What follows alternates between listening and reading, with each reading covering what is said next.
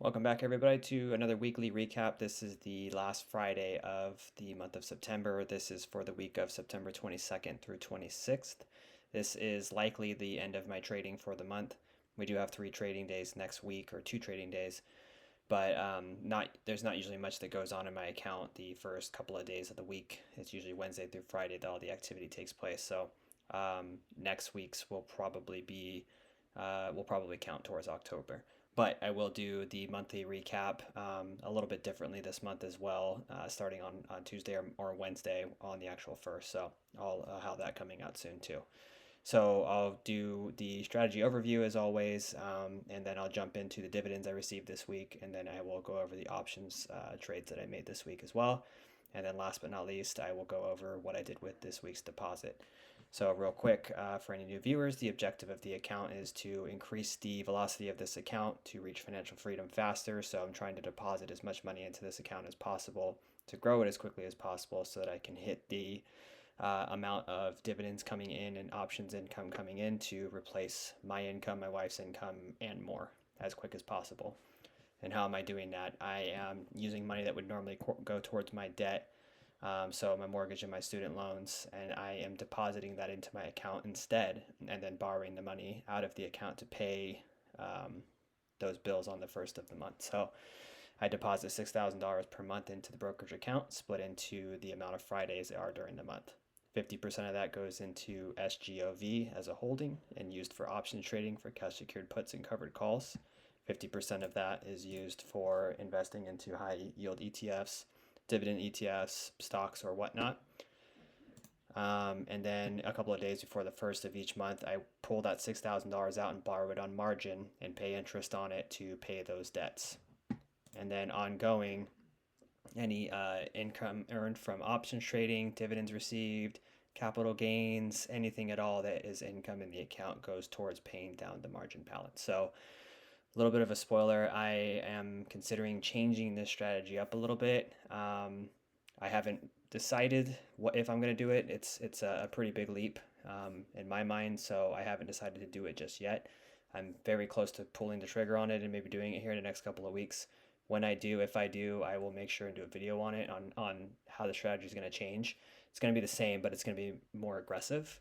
I can't really get too much into it yet, or want to get too much into it, but keep an eye out to see if I do it. I think I'm going to. It's just trying to work up the courage to make it happen here in the next couple of weeks and finally like take the leap. I think it's a big deal. So for me at least. So I'll report back on when I do that. So jumping into the dividend income for the week.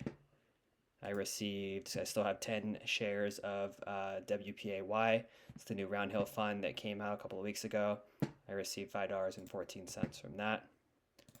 My weekly YMAX dividend was not very good this week. $10.10, much lower than it's been. Hopefully that changes.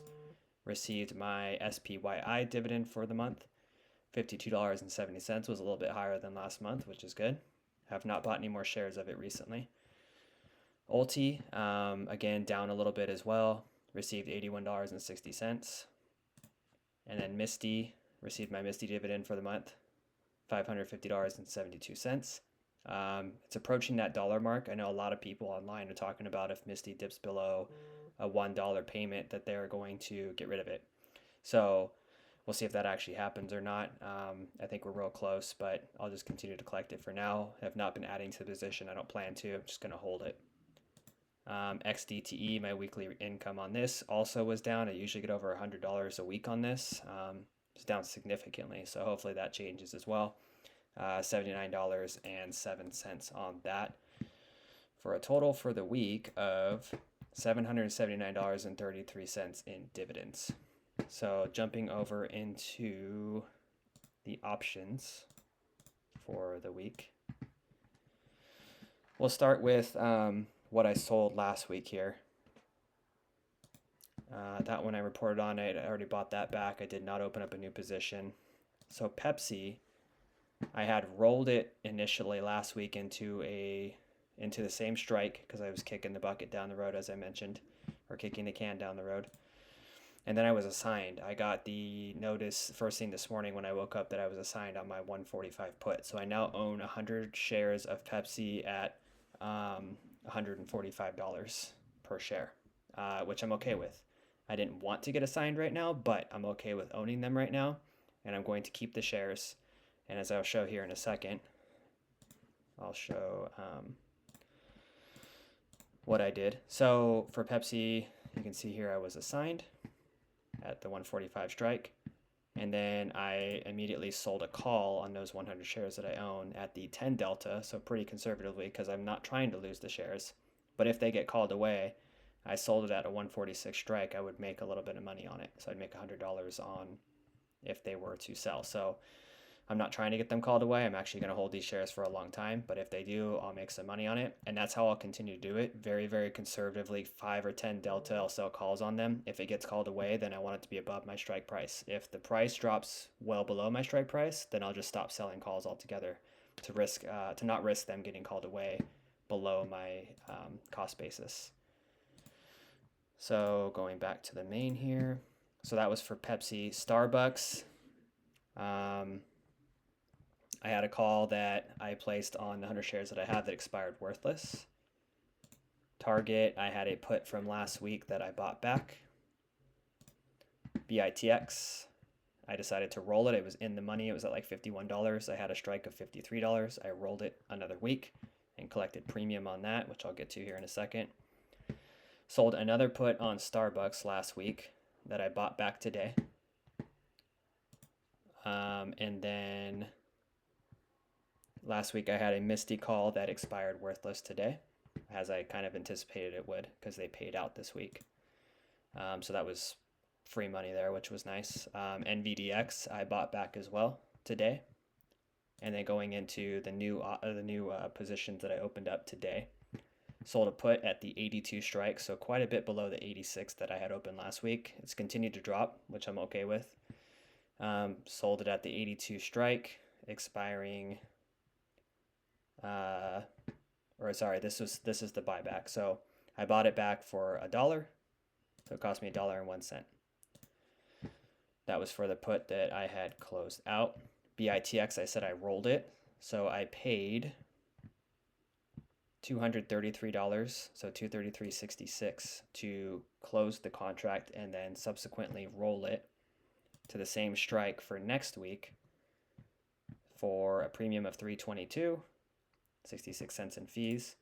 So a net credit on that roll of $87.68. But because I had sold BITX at $53 here and received 55, I technically lost like $180 on that position. But because I rolled it, I collected another credit of $87.68. So another case of kicking the can down the road.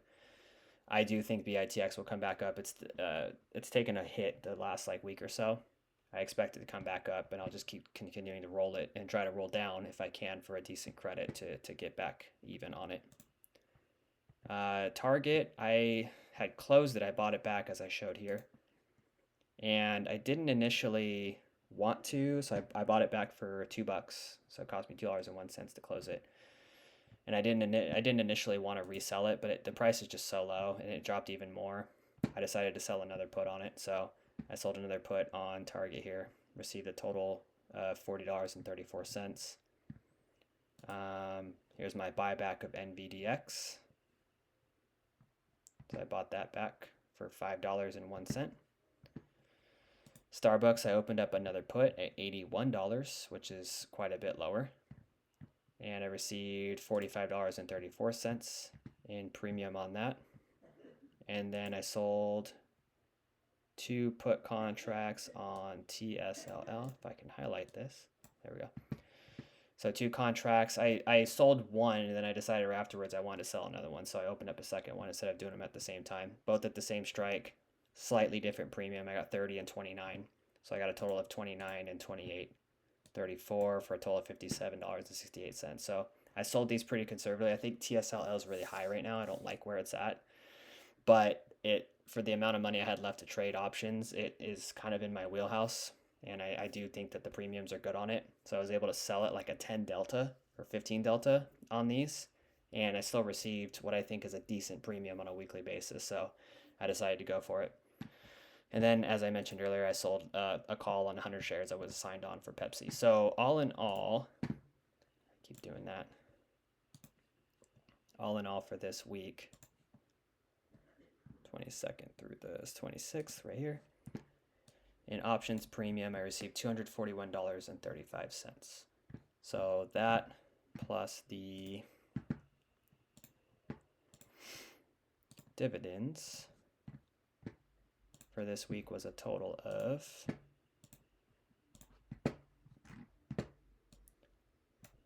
$1,026.33.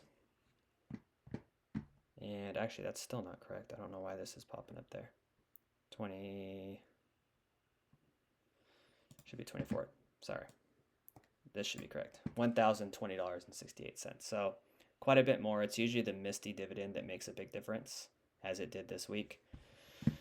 You know, that's a big chunk of my dividends every month. So my rolling total on options right now for the month, which it will likely stay here, is $1,160, and on dividends, $1,531. So 1/3 of that is the Misty dividend. That should even out more over time, but for now it's going to remain pretty high. So my total income as of now, rolling for the month of September, is $2,691.58. So less than last month, as anticipated. A little bit less than I think I've been averaging the last like 6 months or so, but you know, I take what the market will give me. I don't try to be too greedy. And as I put more money into this account, this number is only going to grow, so I'm not too concerned about it. As for the weekly deposit, because I was assigned the 100 shares of Pepsi, I was kind of expecting it. I wasn't unexpecting it, but it happened, and that comes from my SGOV holdings. I currently have like 246 now of SGOV, so roughly about $100 worth per share. If you do the math on that, it's about a little less than $25,000, and the account's sitting at about $100,000. So as you know, my goal is to have 50% that I use for options and 50% that I use for dividends. That's not the case right now, because I've been assigned on 100 shares of Starbucks and I've been assigned on 100 shares of Pepsi that I intend to keep. That has come from my options trading money. So I'm trading with only half of what I'd like to trade with. So because of that, I'm trying to replenish that. I don't want to take any more assignments on any more positions right now. Those were kind of the two I was okay with. So now I'm going to go a little less aggressive on taking assignment, and a little more aggressive on rolling and things like that if I have to avoid it. So all that being said, the $1,500 that I put in today went straight into SGOV to use for options trading. So that number that I just gave you, the little bit less than 25,000, includes the 1,500 that I put in today. So I am pretty well behind on the amount of money I'm using for options trading.